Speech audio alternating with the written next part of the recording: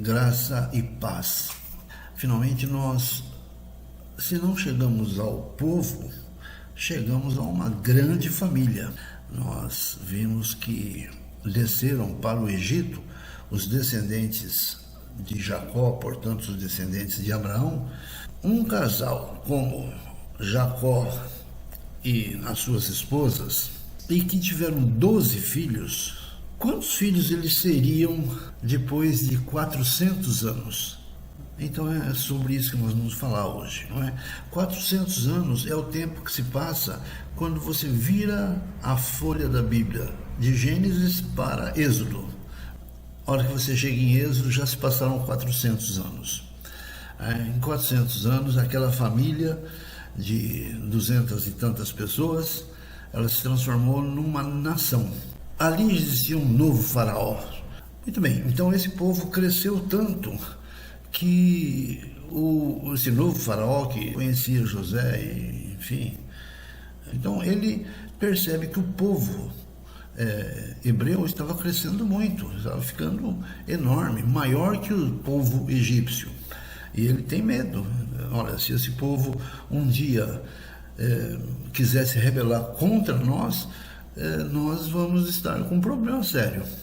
Então ele fez duas coisas. Uma, transforma o povo hebreu em escravo, coloca feitores, coloca pessoas ali que vão cuidar da produção e começa a apertar, começa a fustigar, começa a maltratar os hebreus de tal forma que eles sofriam muito ou nas mãos dos feitores egípcios. Essa é uma providência, escravidão ao povo hebreu. A segunda providência é: não vamos mais deixar que nasçam meninos.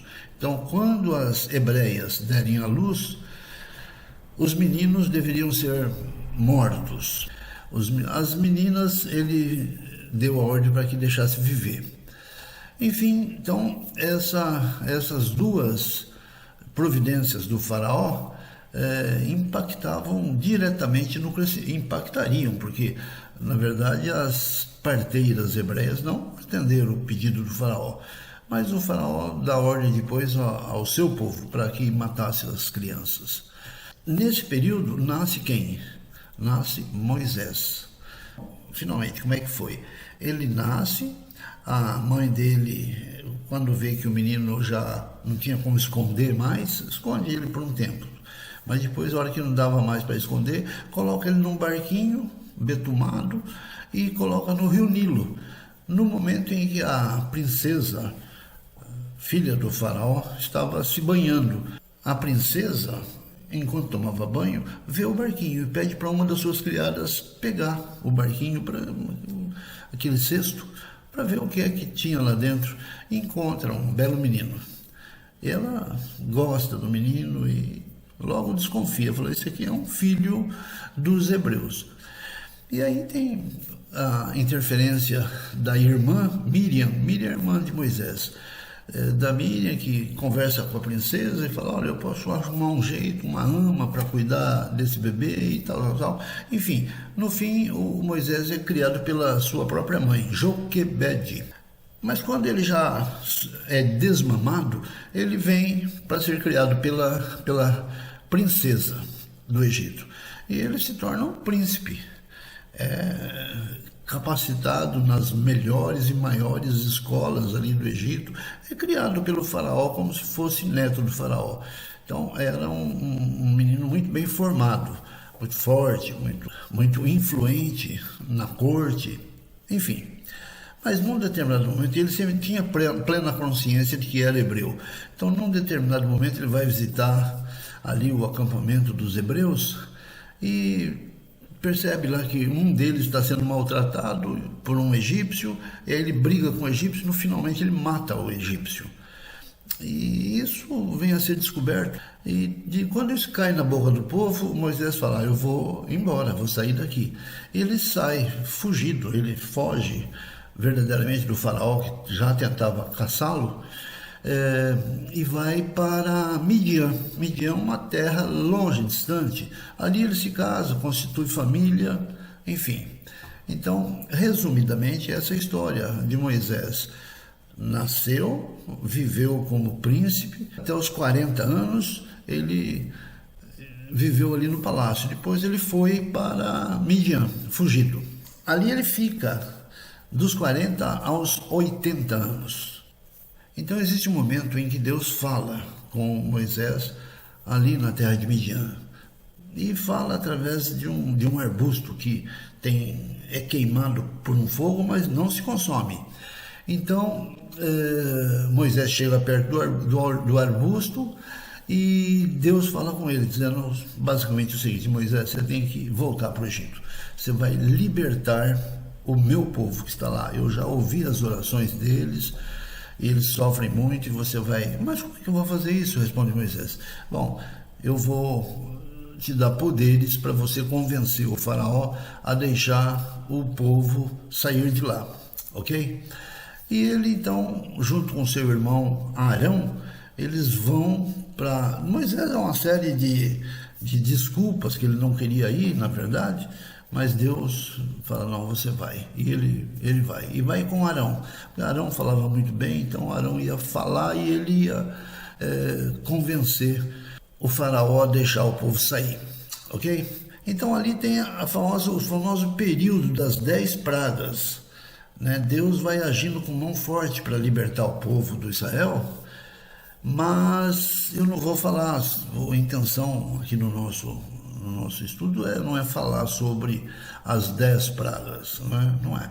Eu queria falar um pouco com vocês sobre tipos que lembram o Senhor Jesus Cristo. Então, esse estudo chama-se tipologia.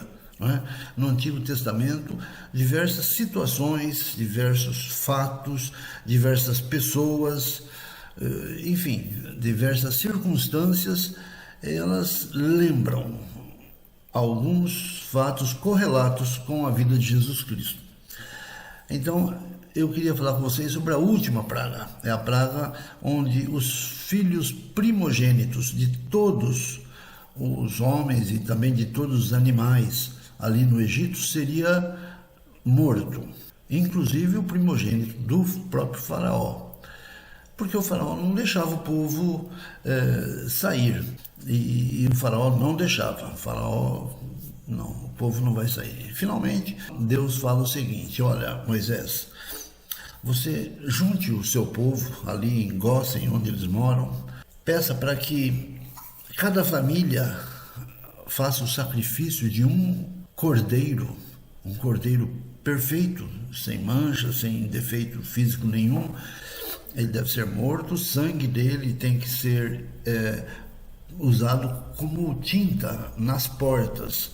E quando o anjo da morte vier, ele vai passar sobre as casas dos hebreus que tiverem a marca do sangue, e ali nenhum mal deverá acontecer. Então, isso acontece finalmente, né? E é a noite em que os egípcios libertam o povo hebreu da situação de escravidão. Esse fato, a passagem do anjo que iria executar a sentença e a consequente libertação do povo hebreu da situação de escravidão, e eles então são libertos e vão para o deserto caminhando, é o que se chama Páscoa. É a Páscoa dos judeus.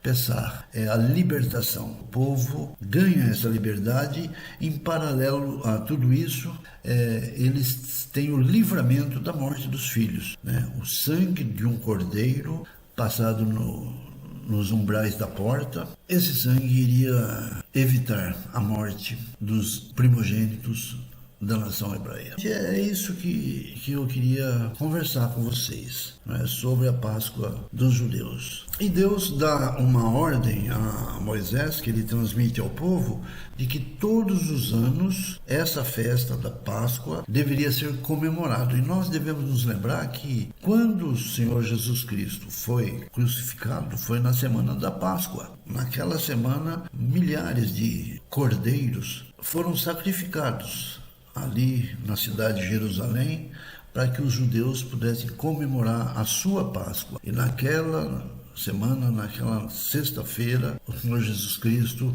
é crucificado, um cordeiro perfeito. Isso é a afirmação do próprio João Batista. Eis o Cordeiro de Deus que tira o pecado do mundo. Então, a matança dos cordeiros lá na libertação do povo está ligados diretamente ao fato de que o cordeiro verdadeiro iria morrer também, o seu sangue iria da mesma forma libertar o povo das garras do pecado. Basicamente é isso. Não sei se vocês entenderam bem a associação de ideias, mas isso é uma tipologia. Então, o que aconteceu na libertação da escravidão do Egito tem assim, uma relação muito íntima com a libertação da escravidão do pecado. E Jesus Cristo vem e derrama o seu sangue. E o seu sangue é suficiente para salvar todas as famílias da terra das consequências do pecado. Tá certo? Então depois a gente pode conversar um pouco mais sobre esse tema, desde que vocês façam perguntas. Mas é isso aí. Tchau, tchau. Vamos para o próximo.